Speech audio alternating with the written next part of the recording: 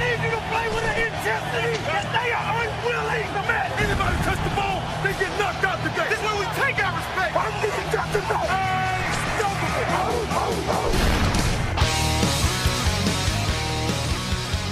Bem-vindos ao podcast NFL Hoje. Meu nome é Gabriel Martins e aqui comigo hoje está o Marco Túlio Baiman. Tudo bem, Marco? Tudo jóia. Muito bem depois dessa rodada cheia aí de NFL. Que rodada, hein? A gente vai passar por todos os jogos deste domingo, com destaque para as vitórias aí dos Broncos, dos Bengals, dos Saints e dos Seahawks. A gente vai ter aí também muitas entrevistas hoje, eu não vou revelar todas não, mas só vou falar que a gente tem a palavra aí do Peyton Manning, do Andy Dalton e tem várias outras. Primeiro eu queria agradecer a todo mundo aí, dar boas-vindas aí a quem está nos escutando pela primeira vez. Espero que vocês gostem do programa.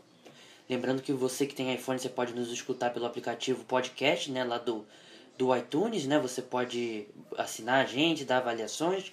Você que não tem iPhone, você tem celular Android, você pode escutar a gente pelo SoundCloud, pode baixar a gente no ForChat, pode escutar a gente no YouTube. E tem o Stitcher também, que eu acho que é bem legal se você quiser baixar diretamente no seu celular. O Stitcher é um ótimo aplicativo, tem até outros podcasts aí no mundo todo. Então é uma boa ferramenta. Você que está escutando agora, não sei se dá para notar, eu estou um pouquinho rouco. No sábado eu fui no show lá da maior banda do Brasil, que o Marco Túlio Baiman também gosta muito, Los Hermanos. Marco, qual que é a sua música favorita do Los Hermanos? Fala aí para os nossos ouvintes. Cara, eu só conheço Ana Júlia. O típico fãzinho brasileiro. Bem, eu tô brincando com o Marco não gosta muito de Los Hermanos, ele até pegou um pouco no meu pé quando eu falei que eu ia lá no show. Mas só... pessoal, eu até vi alguns apresentadores falando que quando você não tá com a voz 100%, a melhor coisa pra fazer é falar logo pros seus ouvintes, pra todo mundo saber. Bem, vamos enrolar muito não, vamos começar logo com o primeiro jogo que a gente vai analisar, é o Sunday Night Football.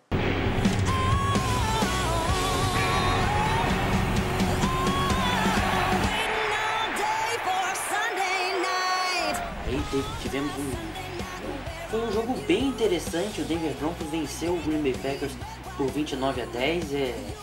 A gente aqui do NFL Hoje, no programa de sexta-feira, eu e o Zé apostávamos no Green Bay Packers, né? Mas foi eu acho que o placar nem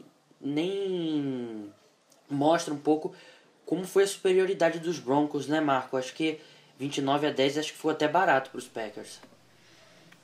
Se você olhar os números do Peyton Manning também, ele teve 340 jardas, nenhum touchdown e uma interceptação. Isso não reflete como é que foi o jogo dele, porque foi o melhor jogo da temporada.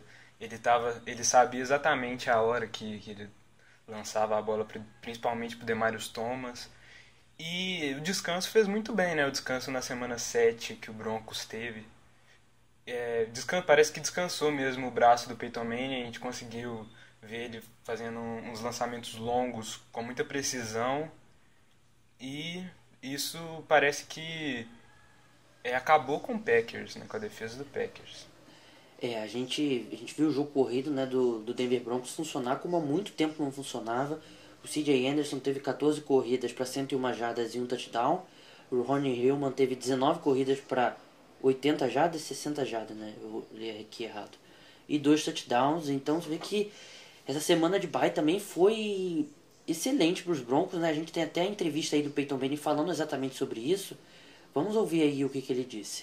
We studied some things during the bye week, and I think we applied some of those things tonight. Thought we did focus on some things that we did well, in the first 6 games. Maybe eliminated a couple things we weren't doing quite as well, and then added a couple things. So I thought we applied the bye week. I thought we used the week well, and I thought it made us better. Ele disse que a equipe estudou algumas coisas aí durante a semana de folga e que eles conseguiram aplicar no jogo. Ele também falou que eles conseguiram focar nas coisas que eles fizeram bem nas primeiras semanas e eliminaram as que não estavam conseguindo fazer bem e adicionaram outras coisas, né? Então ele terminou dizendo que a semana de folga foi bem aproveitada e que ela fez muito bem para o time. Realmente fez muito bem. A gente viu outro Denver Broncos em campo, principalmente o ataque, né? Conseguiu correr com a bola. E eu acho que outra coisa que tem a se destacar, eu acho que a estratégia para o jogo, acho que o Denver Broncos entrou em campo muito melhor preparado que o Green Bay Packers. Primeiro, o ataque do Denver Broncos, que dominou a defesa dos Packers completamente. A defesa dos Packers que vinha tão bem, né? A gente até não viu muito o Clay Matthews, que vinha de repente aí que até com um dos candidatos a Defensive Player of the Year, não teve uma boa partida. E do lado do ataque do Green Bay Packers, né, o confronto entre o ataque dos Packers contra a defesa dos Broncos, a defesa dos Broncos novamente mostrou por que é a melhor da NFL. É uma partida espetacular. Eu acho que dessa vez não foi nem tanto o pass rush, apesar deles terem conseguido pressionar o Aaron Rodgers. Mas você via muitas vezes o Aaron Rodgers até tinha o tempo, né? Porque ele é um quarterback que costuma se livrar rápido da bola. Só que ele olhava para o primeiro recebedor, ele não estava aberto. Olhava para o segundo, ele não estava aberto. Olhava para o terceiro, não estava aberto. A secundária dos Broncos teve uma partida espetacular. Eu acho que quer dizer, tenho certeza que foi a melhor partida de uma secundária que eu vi até agora nessa temporada da NFL. Isso reflete nos números, né, Marco? O Aaron Rodgers até acertou 14 de 22 passos, que não é um índice de erro tão grande assim. Mas para 77 jardas, como que você... A gente sabe que o Tom Brady está tendo a melhor temporada, mas em geral o Aaron Rodgers é o melhor quarterback da NFL. E você segura ele a 77 jardas, nenhum touchdown. É um feito impressionante, né? A defesa dos Broncos, falar da defesa dos Broncos é chover no molhado, né? O pass rush, para variar, fez um ótimo jogo pressionando o Rodgers. E isso eu acho que foi o maior limitador dele, porque a gente via ele muito ansioso no pocket e olhava e não conseguia achar na secundária nenhum alvo livre. E você não pode nem culpar a linha ofensiva, porque ela deu muito tempo pro Rodgers, deixou o pocket limpo o tempo todo, tanto que cedeu só 3 sacks nessa defesa aí dos Broncos. E o ataque corrido do Packers também não está ajudando tanto, né? Na rodada passada, o Starks fez um jogo muito bom, o Lacy não contribuiu. E agora o Lacy de novo conseguiu o touchdown, que foi o primeiro na temporada dele, mas correu só 11 vezes para 38 jardas. Eu acho que é até interessante o nível dessa defesa dos Broncos, que a gente acha que um jogo de 3 sacks só foi uma boa atuação da linha ofensiva. E de fato foi. Eu acho que a linha ofensiva dos Packers teve uma boa partida. É uma das melhores da NFL. E eu acho que eles acabaram muito prejudicados pelo... O Aaron Rodgers não tinha para quem passar, né? Então ele acabava tendo que... É diferente da situação do Lions, né? Que a gente vai falar mais pra frente. Que o Aaron Rodgers simplesmente não tinha outra opção senão segurar a bola, né? E a defesa ainda fazia um bom trabalho para manter ele dentro do pocket, não deixar ele escapar. Então, uma grande atuação da defesa dos Broncos, uma grande atuação do ataque dos Broncos. E se o ataque continuar nesse nível, eu acho que agora sim a gente pode considerar o Denver Broncos um candidato sério aí ao Super Bowl. Mas a gente sabe que o problema do Peyton Manning não é no começo de novembro, não é em outubro. O problema do Peyton Manning é em dezembro, quando o tempo começa a ficar muito frio, a condição física dele vai se deteriorando e ele cai muito de nível. E se ele cair muito de nível em relação ao que ele está agora, vai ser muito complicado o Denver Broncos aí ganhar, apesar do quarterback. Mas acho que se o Peyton Manning manter o nível que ele jogou nesse Sunday Night Football, o Denver Broncos tem sim uma chance. E seguindo em frente, o Green Bay Packers, eu acho que eles precisam fazer um trabalho melhor se preparando. Você teve aí 2 semanas inteiras aí para se preparar para o Denver Broncos e tem uma atuação tão fraca assim, tá, que foi no Mile High, mas eu acho que não tem muita desculpa você, tendo todo esse tempo aí para se preparar, você ter uma atuação tão ruim, principalmente quando você tem aí talvez o quarterback aí jogando num dos maiores níveis que qualquer jogador já jogou na carreira, que é o caso do Aaron Rodgers. Bem, vamos passar para o outro jogo importante aí na rodada. A gente teve muito jogo importante nessa rodada, e além dos outros jogos também que a gente não levava tanta fé assim, foram jogos espetaculares. O Cincinnati Bengals e o Pittsburgh Steelers, né? O Cincinnati Bengals ganhou por 16-10 lá em Pittsburgh. A gente... Acho que quem é um amante de defesa, né, gosta de ver as defesas jogarem, gostou bastante desse jogo. Foi um jogo bem com a cara da AFC Norte, né, Marco? Defesas fortes e bastante tackles duros. E apesar de serem 2 times com ataques muito bons, né, talvez a gente fosse fazer um top 5 aí dos melhores ataques da NFL, a gente fosse colocar esses 2 times, mas foi um jogo com a cara da AFC Norte, né? Pra variar, mais um jogo muito disputado aí na AFC Norte. E o Dalton, mais uma vez um bom jogo, mas abaixo dos outros jogos do nível que ele estava. Assim, ele evoluiu claramente desde o ano passado, mas esse jogo aí me preocupa um pouco, porque me lembrou o Dalton dos playoffs dos últimos anos. Marco, Porque... eu já discordo um pouco de você, quer dizer, discordo quase que totalmente. Eu acho que realmente não foi, você falou certo, não foi o melhor jogo dele na temporada, talvez tenha sido o pior jogo dele na temporada, mas eu acho que ele, depois de lançar duas interceptações, ter um jogo não muito bom aí nos 3 primeiros quartos, eu acho que o Andy Dalton de antigamente, ele não conseguiria levar o time ao touchdown no final do jogo. E eu acho que é a diferença do Andy Dalton do passado para o Andy Dalton desse ano. Acho que até como você falou, que ele mostra uma evolução. Mesmo não sendo um bom jogo aí dele, ele conseguiu no final levar o time ao touchdown, coisa que nos momentos decisivos ele não conseguia no passado. Então eu já acho que é cada vez mais difícil a gente esperar que o Andy Dalton de antigamente, né, que é o jogador que vai mal nos momentos decisivos, vai mal nos playoffs, eu acho que aquele Andy Dalton começa a ficar um pouco para trás, sim. Eu até falo isso porque me assustou um pouco, porque eu lembrei do Andy Dalton do ano passado, porque você via ele nos momentos ali de pressão, ele só buscava o AJ Green. Ele não estava olhando para o Eifert, ele usou muito pouco o Bernard estava recebendo muitos passes e correndo muito. Ele recebeu só 2 passes para 22 jardas e correu uma vez só para 12 jardas. Então você tem que... Ainda mais o Dalton, que a dupla, ele e o AJ Green é uma das que tem mais interceptações na NFL. Você não pode deixar de lado o Rio, o Bernard, o Eifert nesse ataque. Eu acho que foi uma... Também a gente tem que dar os parabéns para a defesa dos Steelers, né? Todo mundo achava que ia ser uma defesa fraquíssima, né, antes da temporada começar. E vem superando todas as expectativas, né? Vem jogando muito bem. A gente vê aí até o James Harrison, né, interminável, jogando bem. Eu lembro, assim, rapidamente eu lembro uma jogada aí que ele defletou um passe ali do Andy Dalton ali numa jogada de screen. Ele tá tendo uma boa temporada, né, 37 anos. E acho que, pra gente falar dos Steelers, infelizmente não tem como não falar a lesão do Le'Veon Bell, né? Ele talvez aí esteja fora da temporada, quer dizer, tudo leva a crer que ele estará fora da temporada. Alguns sites já falaram que os Steelers já trabalham com essa possibilidade, né, dele já estar fora da temporada. Ainda vai ter a ressonância magnética que vai confirmar. É provável que você esteja escutando e já tenha a confirmação oficial, mas tudo que vem de notícia lá de Pittsburgh é que o Le'Veon Bell está fora da temporada. A gente vai falar um pouquinho mais pra frente sobre o Le'Veon Bell. Eu só queria voltar um pouquinho antes para o que a gente falou sobre o Andy Dalton. Acho que exatamente como o Marco falou, né? Enquanto o jogo se encaminhava para o fim, os Steelers estavam na frente e muita gente já começou a lembrar dos Bengals dos últimos anos, né? Que perdiam jogos importantes, só que dessa vez foi diferente. E o Andy Dalton sabe que foi diferente e a gente tem a entrevista dele e vamos ouvir o que o Andy Dalton teve a falar. Yeah, I mean, that's why you play 4 quarters. I think we said that a lot this year. The defense kept getting stops, and we had chances to put it in there, and I knew eventually we were going to score a touchdown, and we did. We were able to do enough to get it in there. Defense played great. This is a big team win. Ele brincou, né? Ele disse que é justamente por isso que eles jogam 4 quartos e não só 3, né? Depois de ter jogado 3 quartos não muito bem.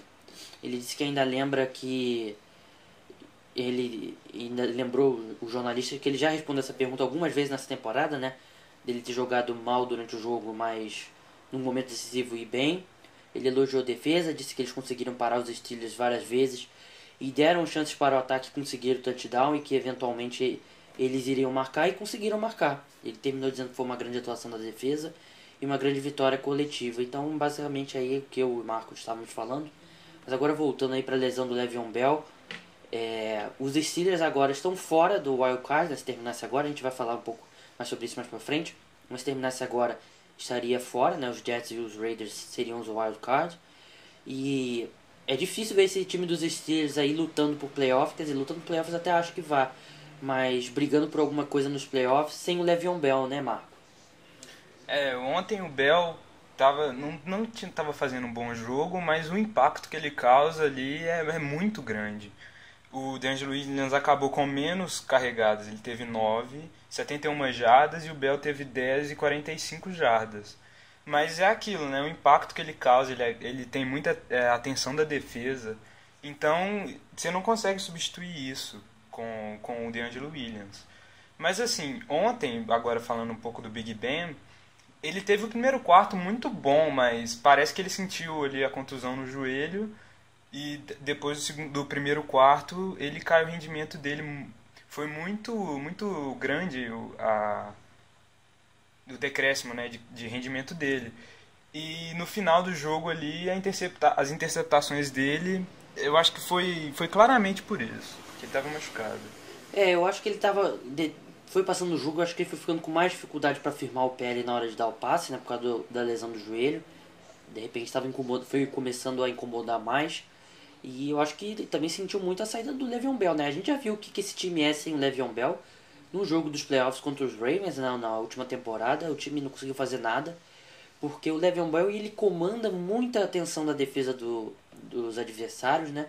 E abre mais os espaços. Então agora, sem o Le'Veon Bell, você vai ver os times ainda com mais gente na cobertura, mais gente preocupada com o Martavis Bryant, mais gente preocupada com o Antonio Brown.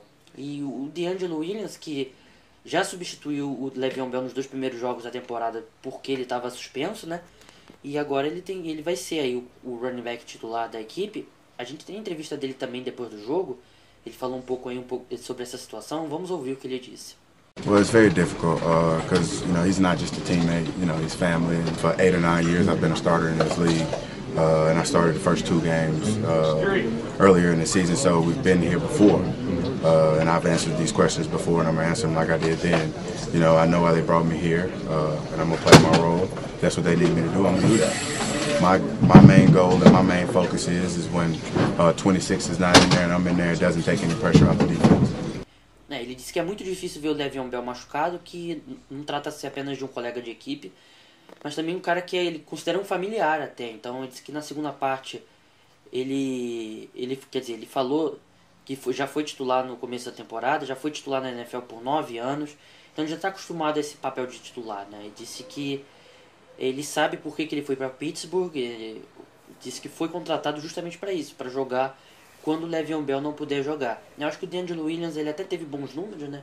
Como o Marco falou, eu acho que ele tem condições aí de fazer um bom trabalho. Mas acho que principalmente o impacto do Le'Veon Bell recebendo passes. Para mim o Le'Veon Bell é o melhor running back na NFL recebendo passes. Talvez aí, tirando o Dion Lewis, né? Mas o Dion Lewis já é especialista nisso. Bem, estamos saindo um pouquinho do foco, mas eu acho que é justamente nisso que o Pittsburgh Steelers vai sofrer, mas a gente vai ter que ver aí no restante da temporada aí como é que o Steelers vai fazer para sobreviver aí à saída do Le'Veon Bell. Bem, agora vamos passar para talvez aí o melhor jogo da rodada, né? Para quem gosta de ataque, com certeza foi, né? Os Giants perderam por 49-52 para o New Orleans Saints. Primeiro eu vou começar com a gente tem a entrevista do Drew Brees, né? Vamos ouvir o que o Drew Brees falou. Yeah, but it's not. I mean, it's not about the numbers. I mean, obviously that's cool to look at, and it goes on the stat sheet. But I mean, it's not like I came out today with the intent to break a few records just to shut some people up or whatever. I mean, I think our mindset is every time we step on the field, we have the opportunity to do something pretty special. I will say that. Ele disse que não joga pelos números, mas que é legal ver as estatísticas depois do jogo. Só que eles não entram em campo com a intenção de quebrar recorde para calar os críticos. Ele terminou dizendo que toda vez que eles entram em campo, eles acreditam que é possível fazer algo especial. Eu comecei logo com essa sonora porque o Drew Brees ele igualou o recorde, né, Marco, de touchdowns em um jogo só. Ele conseguiu 7. Engraçado que tem acho que 5 ou 6 quarterbacks que já conseguiram 7 passes para touchdown, né, e ninguém nunca conseguiu 8. Mas foi um verdadeiro shootout, né, Marco? Eu até coloquei aqui nas minhas anotações que o Brees e o Eli Manning, eles estavam parecendo que estavam no modo All Madden do Madden NFL do jogo. E as defesas estavam no modo amador. Mas o Brees, ele teve 7 touchdowns, 500 jardas. E igualou, né, os feitos como você disse aí, de 5 ou 6 jogadores. Mas a gente viu ele distribuindo muito bem a bola contra os Giants. O Watson teve 9 recepções, 147 jardas, o Tyrant tendo um dia de Jimmy Graham. E o Colston renascendo, mas o melhor jogo da temporada dele disparado, teve o touchdown de 53 jardas. E é isso, né? O Saints tá tendo aí uma sequência de 2, 3 jogos subindo muito de produção, conseguindo vitórias importantes, para ver se melhora um pouco a situação dele na NFC, mesmo que seja muito difícil. A gente vai passar um pouco mais pra frente aí pela situação de playoffs, mas eu acho que o Atlanta Falcons tem que começar a abrir o olho aí, porque deu uma caída bem grande de produção, e o New Orleans Saints, que venceu o Atlanta Falcons, cresceu bastante. O Drew Brees está voltando a jogar no nível que a gente já está acostumado a vê-lo, né? E falando um pouco mais especificamente sobre o jogo, realmente é o que o Marco falou, né? As defesas pareciam que estavam jogando no modo amador e os quarterbacks no All Madden, porque as defesas não conseguiram parar os ataques em momento nenhum, né? A defesa do New Orleans Saints é muito fraca, né? Acho que até deu uma crescida nessas últimas semanas, mais questões de esquema do que de nomes, né? E a defesa dos Giants não consegue colocar pressão nenhuma no quarterback adversário, zero pressão. Por isso que precisa desesperadamente aí da volta do Jason Pierre-Paul. Se ele voltar aí, pelo menos na forma do ano passado, eu acho que já ajuda bastante, porque é impressionante como a defesa dos Giants não consegue colocar pressão nenhuma nos quarterbacks adversários. O Dominic Rodgers-Cromartie, que é o cornerback, vem sendo o melhor jogador do time na temporada. Ele conseguiu ali forçar um fumble no final do jogo, que parecia que ia dar vitória pro New York Giants, mas acabou não acontecendo. E os Giants, mais uma vez, no final do jogo, tiveram uma gafe em punch, né? O Wing foi pego ali pelo face mask, né? Então ele fez o tackle ali pelo face mask no retornador do Saints, e que a falta de 15 jardas colocou os Saints aí na linha de 32 jardas para chutar o field goal aí de 49, 50 jardas. O que não seria possível, porque só tinham 5 segundos e sem a falta não daria para chutar o field goal. Então foi uma gafe bem grande aí dos special teams dos Giants, que acabaram com a vitória aí dos Saints. Bem, avançando no programa agora, a gente vai falar do Seattle Seahawks e o Dallas Cowboys, que foi um jogo ao contrário do jogo do Giants e do Saints, né, Marco? Tanto que foi eu que fiz a matéria do pós-jogo e coloquei lá que foi tecnicamente muito fraco esse jogo. Porque se você olhar a defesa do Seahawks muito forte, assim, limitou o ataque dos Cowboys, mas o ataque dos Cowboys sem o Tony Romo não é a mesma coisa, mesmo com a volta do Dez Bryant. Não foi muito bem, né, a defesa do Seahawks. O que me chamou muita atenção nesse jogo foi a produção do Greg Hardy, que a interceptação dele foi sensacional ali, que ele isolou o tackle do Seahawks e conseguiu desviar o passe e pegar depois a interceptação, só que infelizmente depois ele saiu com a perna machucada. É verdade. Estou bebendo um pouquinho de água aqui. Eu acho que o Russell Wilson, ele continua ali tentando mascarar alguns dos problemas da linha ofensiva, né? Porque a gente sabe como é. Acho que até como o Marco escreveu, foi a melhor atuação da linha ofensiva de repente aí durante acho que tirando o jogo do 49ers, né? Que acho que infelizmente para a torcida do 49ers, o 49ers não pode ser mais usado muito como parâmetro, né? Mas a linha ofensiva do Seattle Seahawks, na medida do possível, conseguiu até proteger bem. O Greg Hardy, apesar de todos os problemas dele, vem tendo uma grande temporada desde que ele retornou aí de suspensão. O Dez Bryant recebeu aí aquela marcação do Richard Sherman no campo inteiro, né? Mesmo quando ele invertia de lado, e o Richard Sherman teve aí a sua melhor atuação na temporada, né? Até dei uma olhada no Pro Football Focus. O Sherman foi eleito o melhor cornerback da rodada, teve a melhor nota da rodada. Então, eu acho que realmente, claro que não dá pra dizer que uma defesa que só permitiu 12 pontos teve uma atuação ruim, né? Ainda mais quando foram 12 pontos, se eu não me engano, 4 field goals. Mas eu acho que a defesa do Seahawks poderia ter em alguns momentos, de repente, ter segurado um pouquinho mais, né? Acho que o Darren McFadden tem alguns momentos, ameaçou correr bem com a bola, mas eu acho que aí seria uma atuação espetacular. A atuação foi ótima e se transformaria em espetacular. E o ataque do Seahawks, que realmente vem sendo um problema. A defesa dos Cowboys não é nenhuma defesa aí top na NFL, é boa, mas não seria top 5, talvez de repente não seria nem top 10. A gente tem entrevista aí do Russell Wilson e vamos ver o que ele disse sobre o jogo. Well, just we've been here before, let's go win the game and believe in it, so we brought the fire there that last drive. We had to find a way, and we were going to no matter what. So that was the mentality, and we were able to get it done. Ele disse que ele falando especificamente sobre aquele último drive que eles conseguiram o field goal. Ele disse que antes de começar ele lembrou os companheiros dele que eles já tiveram situações como essa e que era para ir lá e acreditar que era possível vencer o jogo e que a mentalidade deles era encontrar uma forma de vencer e de qualquer jeito, e que eles conseguiram.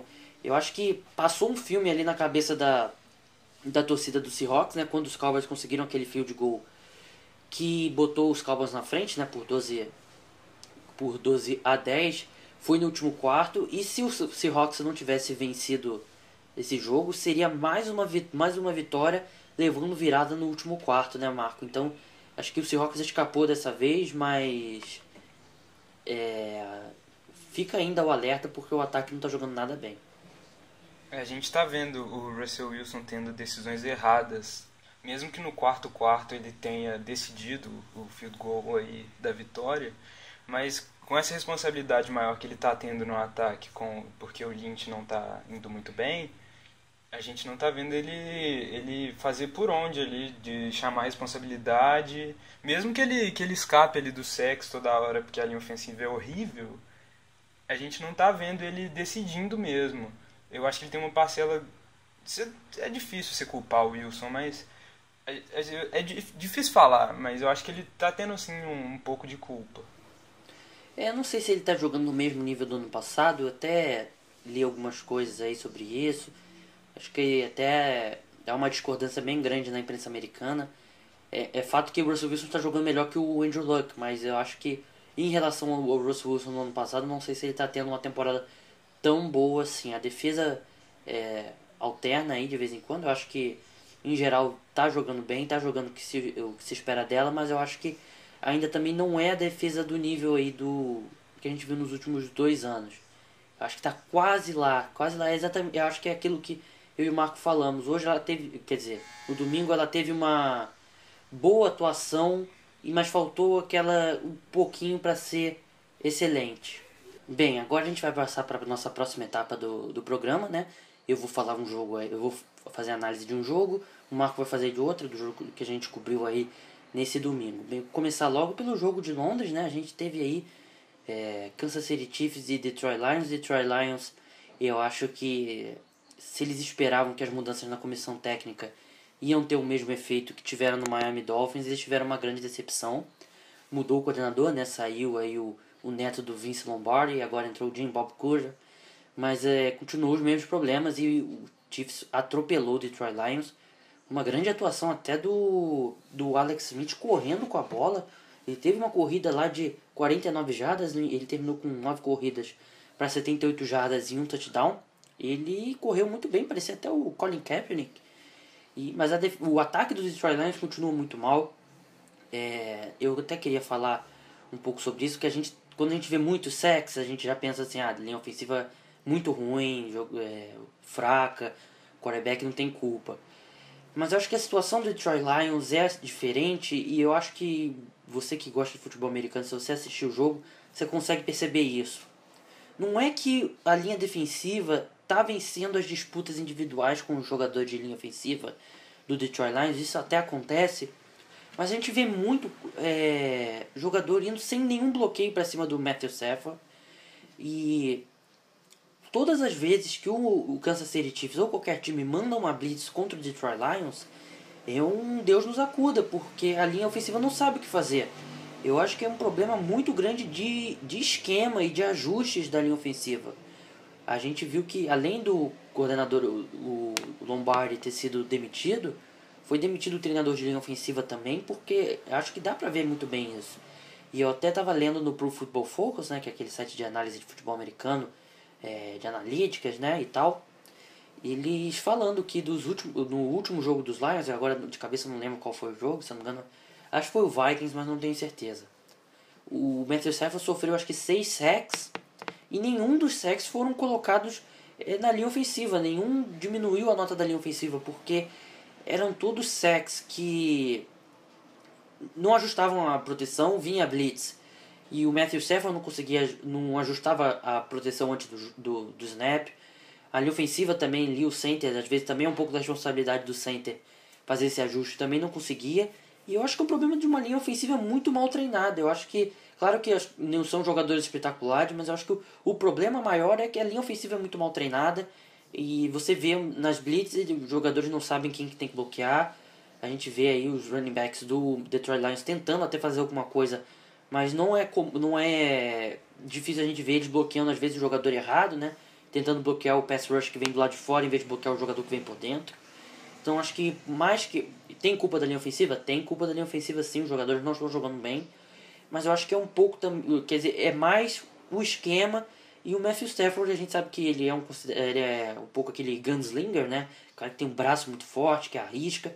Ele não é muito conhecido pela parte mental do jogo. Então eu acho que cabe aos técnicos aí trabalharem com ele, saber fazer ele conseguir identificar as blitz ali antes do snap, para ajudar essa linha ofensiva a fazer os ajustes necessários, porque desse jeito vai ser complicado fazer qualquer coisa. A temporada já acabou, mas eu acho que os Lions ainda tem um time relativamente jovem e tem que começar a pensar em resolver esses problemas aí pro ano que vem. Marco, antes de você falar do Jets e Raiders, também foi um jogo bem legal, a gente já viu dois técnicos aí serem demitidos depois do jogo de Londres, né? No ano passado, o técnico até do Oakland Raiders, né? O Dennis Allen, e esse ano o Joe Philbin. O Jim Caldwell falou que tá tranquilo, mas você acha que pode ter mudanças aí nesse voo de Londres até Detroit pro Jim Caldwell? Eu acho que Jim Caldwell aí tá numa posição muito difícil, igual a gente vai falar um pouco, no caso a gente vai falar amanhã no podcast de quarta-feira, sobre a situação do técnico dos Colts, que agora me fugiu o nome. Chuck Pagano, isso mesmo. Eu acho que eles estão numa situação muito difícil. Não sei se vai... Tem chance aí de ser demitido no avião. Eu, se fosse técnico na NFL, ia querer evitar esse jogo de Londres a qualquer custo, porque tá deixando muita gente aí desempregada. Bem, Marco, vamos falar agora do jogo aí. Não sei se chega a ser zebra, porque foi em Oakland, mas o Raiders não tomou conhecimento dos Jets. Raiders 34, Jets 20. Bem no início ali do jogo, no primeiro quarto, o Fitzpatrick saiu com uma contusão na mão. Ele estava até bem no jogo, com 4 passes acertados de 5 tentados para 46 jardas. E o Geno Smith entrou no lugar. Assim, o Geno Smith jogou bem, sim. Teve 265 jardas, 2 touchdowns e 1 interceptação. Pro nível de um reserva, ele foi bem. Só que no final não deu muito resultado, né? A gente via ele procurando ali muito o Brandon Marshall, focando o jogo muito ali e esquecendo do Ivory, porque o Ivory não estava bem, correu 15 vezes para 17 jardas. E falando mais aí do Marshall, ele teve 9 recepções, 108 jardas. Ele sofreu uma contusão, voltou, depois sofreu outra contusão e voltou de novo. Então pode ser um problema aí para os Jets nas próximas rodadas, igual o Ivory. Que eu acho, né, que o Ivory tá jogando machucado, ele tá no sacrifício, e pra mim os Jets não deveriam fazer isso, porque se for mesmo pros playoffs, pode se equivocando aí para o Ivory jogando forçado, pode agravar a contusão e ficar fora dos playoffs. E a defesa dos Jets... Pode falar. O Ivory jogando sem estar 100%, ele não é nem efetivo, né? Então acho que pros dois lados é melhor sentar ele um pouquinho, 1 ou 2 semanas e corrigir os problemas, porque ele vem sendo aí um dos destaques da equipe. Não adianta nada você ter um running back aí que só consegue 17 jardas aí no jogo. Falando da defesa dos Jets, que me assustou um pouco, porque a defesa dos Jets estava muito bem aí nos outros jogos, mas não conseguiu fazer muita coisa aí com o Derek Carr, o Derek Carr, que brilhou mais uma vez, né? Outro jogo muito bom, que os números do cara aqui, deixa eu dar uma olhada, ele teve 23 passes. A gente até tava falando lá no nosso grupo, né, Marco, que o Derek Carr tá tendo temporada de Pro Bowler, né? Eu não sei se vai chegar até o Pro Bowl, porque eu não sei como é que tá a popularidade do cara, né? Depende muito disso também, não depende muito do só desempenho do jogador. Mas eu acho que ele seria legal a gente ver o Derek Carr assim no Pro Bowl. Porque ele tá jogando muito bem. Ele tá tendo uma temporada realmente espetacular aí, como o Marco falou, ele deu um salto bem grande de qualidade. Acho que do ataque do Raiders só o Amari Cooper não jogou tão bem, mas ele tava lá na Reeves Island, né, sendo marcado pelo Darrell Reeves, então a gente sabe que por melhor que o wide receiver seja, quando ele cai na Reeves Island é difícil.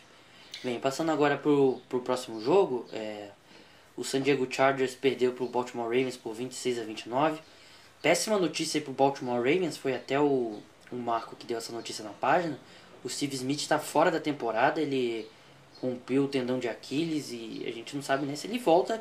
Pode ter sido a última vez que a gente viu o Steve Smith em campo, que seria bem triste, porque ver um jogador do nível dele, que pra mim é um cara que vai pro Hall da Fama, sair numa lesão. Ele se machucou logo depois de entrar no top 10 de jogadores com mais jardas recebidas na história da NFL. E resta saber pra quem que o Joe Flacco vai passar a bola agora, né? Porque vai ter agora só o tight end Crockett Gilmore e o Kamar Aiken, o wide receiver. Se o ataque dos Ravens já estava com muito trabalho aí, estava muito mal na temporada, agora ficou pior ainda. Do lado dos Chargers, né, eles vêm lidando com muitos problemas na linha ofensiva. O Keenan Allen se machucou no final do primeiro tempo e mesmo assim o Philip Rivers está jogando aí de repente o melhor futebol americano da carreira dele. Ele teve 28 passes completados de 37, 301 jardas e 3 touchdowns. Então você vê que o Philip Rivers está jogando um nível bem alto, mesmo com todos esses problemas aí do ataque do San Diego Chargers. E estava vivo no jogo, né? Conseguiu empatar no finalzinho e os Ravens só conseguiram se posicionar para chutar o field goal por causa de uma interferência aí, um Deep Pass DPI, né, que eles falam, né, Deep Pass Interference, porque foi no final do jogo, 3ª para 13, o passe sem chances quase pro wide receiver, e a defesa dos Ravens fez a falta e posicionou aí o San Diego Chargers, a defesa do Chargers fez a falta e posicionou aí o Ravens para chutar o field goal. E com Justin Tucker ali, a gente sabe que ele é quase automático, um dos melhores, se não o melhor kicker da NFL. Marco, Arizona Cardinals 34, Cleveland Browns 20. O Browns surpreendeu ali até o meio do jogo, né? Tava vencendo se eu não me engano, acho que foi 20-14 que estava no início até o meio do jogo.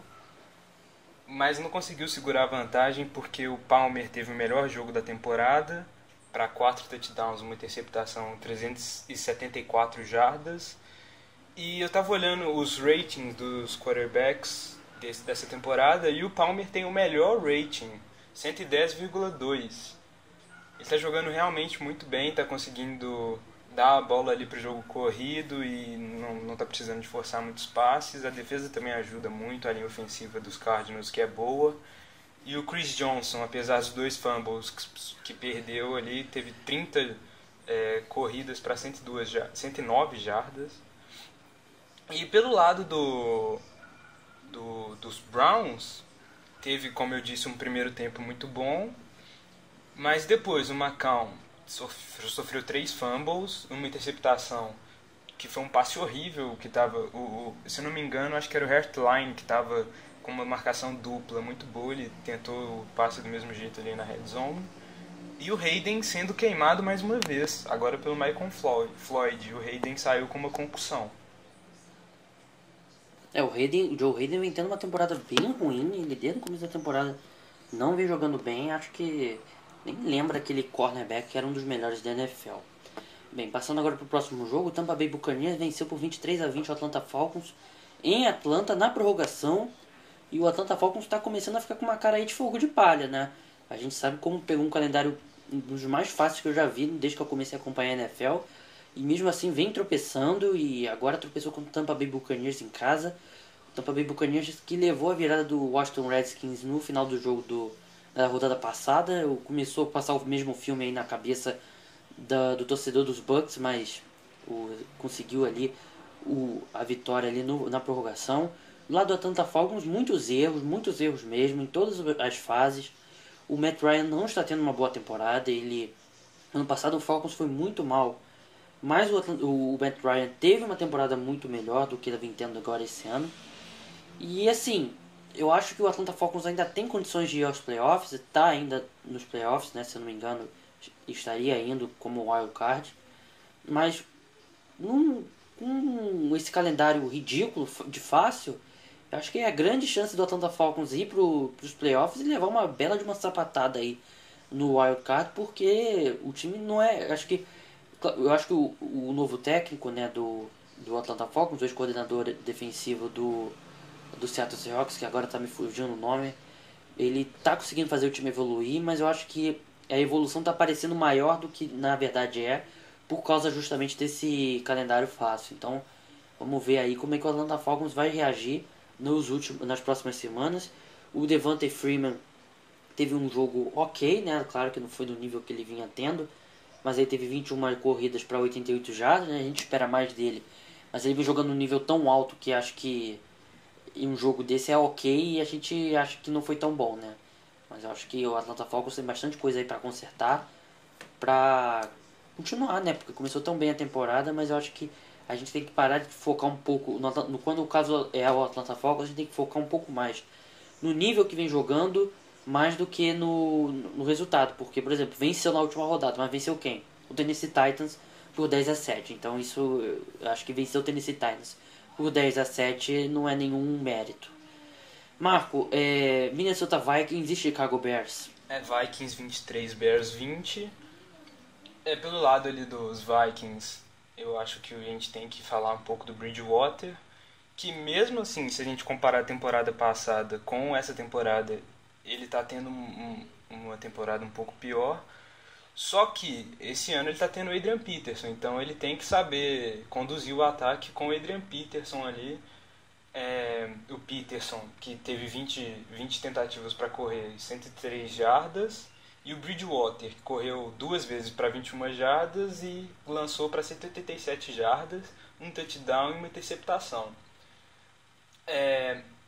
Tem que destacar também, eu acho, uma jogada ali que definiu a vitória dos Vikings, que foi se eu não me engano, numa segunda descida, o Bridgewater no quarto período conseguiu um passe lindo ali para o Charles Johnson de 35 jardas, faltando 30 segundos do último quarto. E pelo lado... Acho que você citou muito bem esse lado do Teddy Bridgewater, que ele realmente não vem tendo uma temporada tão boa quanto no ano passado, ainda mais com o Adrian Peterson de volta, né? Mas antes de você terminar, Marco, eu queria só te fazer uma pergunta. Esse Chicago Bears aí vem surpreendendo muita gente, né? Tem feito jogos duros e também quase saiu com a vitória por cima do Minnesota Vikings, né? O Bears está com 2 vitórias e 5 derrotas, mas muita gente falou que ele ia ser difícil alcançar ali 3, 4 vitórias na temporada, mas está surpreendendo sim.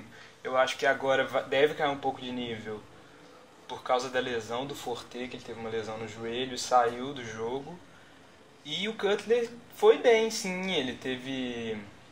Quer ver? Deixa eu dar uma olhada. Ele teve 211 jardas e um touchdown.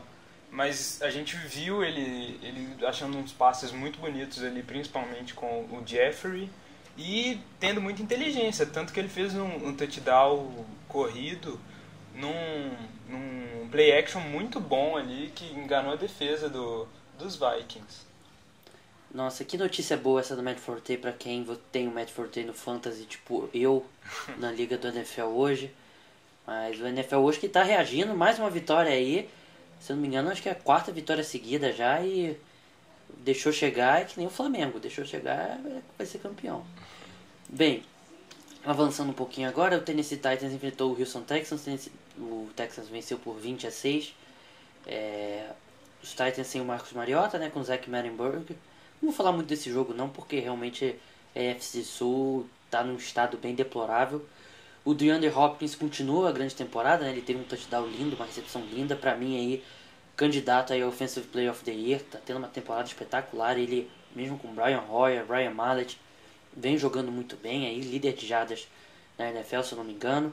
E o J.J. Watt teve uma ótima partida também para variar, 2 sacks e meio e um fumble forçado. E até um pouco triste você pensar o Houston Texans tem um dos melhores recebedores da NFL de um lado, tem o melhor defensor do outro, mas mesmo assim não consegue fazer muita coisa na temporada. Marco, para terminar, vamos falar aí de um clássico aí da NFC Oeste. Massacre dos Rams, 27-6 para cima dos Niners. O Todd Gurley, mais uma vez, choveu no molhado, né? Falar dele é engraçado até, porque toda rodada ele está indo muito bem. Ele teve um touchdown de 71 jardas e correu para um total de 133 e o touchdown de 71 jardas.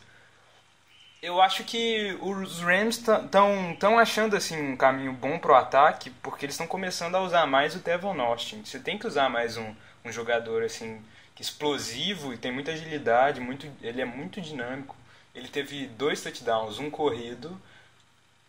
O touchdown corrido dele foi longo, eu não tenho o número exato aqui para quantas jardas foi. E o recebido foi para 66 jardas.